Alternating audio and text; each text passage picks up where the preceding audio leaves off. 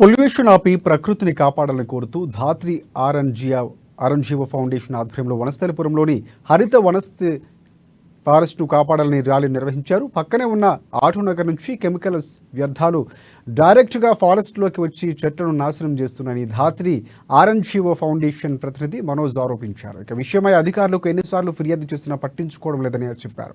ఇక ఆటోనగర్కు చెందిన కెమికల్స్ని ఫారెస్ట్లోకి రాకుండా నియంత్రించి ఫారెస్ట్లోని చెట్లను జంతువులు కాపాడాలని డిమాండ్ చేశారు. ఈ వ్యర్థాల ద్వారా పక్కన ఉన్న సుమారు 25 కాలనీల ప్రజలు ఇబ్బందులకు గురవుతున్నారని ఆవేదన వ్యక్తం చేశారు. ఇక ఈ ర్యాలీలో వివిధ కాలనీ సంక్షేమ సంఘం నాయకులు ప్రజలు పాల్గొన్నారు.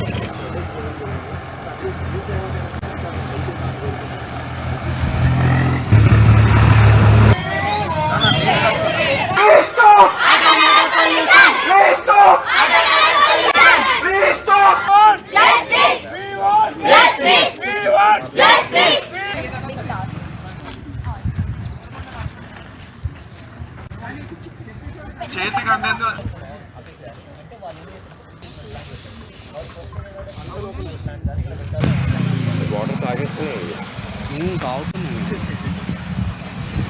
కుక్కంట పడుతున్నట్టు అనమాట.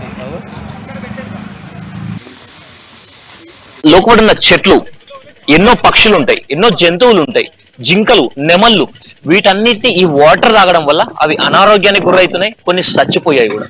ఇంకొకటి గ్రౌండ్ వాటర్ పొల్యూషన్. ఈ వాటర్ ఈ దీని చుట్టూ 25 కాలనీస్ ఉంటాయి ఈ ఫారెస్ట్ చుట్టూ. ప్రతి ఒక్కరికి ఆరోగ్య సమస్యలు రావడం స్టార్ట్ అయినాయి.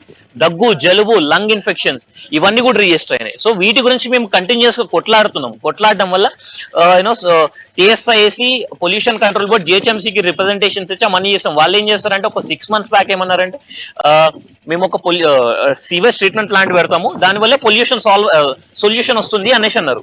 సో మేము సరే పెట్టండి, మేము అలా జరిగితే మేము హ్యాపీ అనుకున్నాం. కాకపోతే ఏం చేశారంటే వాళ్ళు ఒక ఎస్టీపీ పెట్టారు, కోట్ల రూపాయలు ఖర్చు పెట్టి.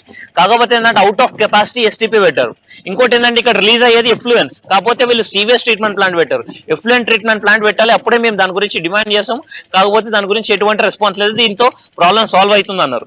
సో ఇంకోటి ఏంటంటే ఈ ఎస్టీపీ పెట్టారు, ప్రాబ్లం సాల్వ్ అవుతుందా అంటే కాదు. ఎందుకంటే ఎస్టీపీ అనేది out of capacity only 100 KLT, కాకపోతే ఇన్లెట్ అనేది మోర్ దెన్ 100 KLT ఉంది. Only 30 to 40% of the water ఎస్టీపీలోకి వెళ్ళి క్లీన్ అవుతుంది, మిగతా వాటర్ మొత్తం మళ్ళా ఫారెస్ట్ లోకి వెళ్తుంది. సో దీనివల్ల ప్రాబ్లం అనేది సొల్యూషన్ కాలేదు. కోట్ల రూపాయలు ఖర్చు పెట్టినాక కూడా ప్రాబ్లమ్స్ ఒక సొల్యూషన్ రాలేదంటే ఏం చేయాలి మాకు అర్థం కాక, సో మళ్ళీ మేము రోడ్ల మీదకి వచ్చినాము, కొట్లాడినాము. ఈ ఇష్యూ అట్లీస్ట్ ఇప్పటికైనా మీ చెవులకు వినిపిస్తుందని మేము అనుకుంటున్నాం. వినిపించి మా ఆరోగ్యాలు కాపాడడం కోసం మీరు కొట్లాడతారు అనుకున్నాం, సమస్య పరిష్కారం చేస్తారు అనుకుంటున్నాం. తేలేదనుకో మళ్ళీ ఇంకా భారీ ఎత్తున మీ ఆఫీసులో ముందు కూర్చోడానికి కూడా మేము వెనకాడము. Thank you so much.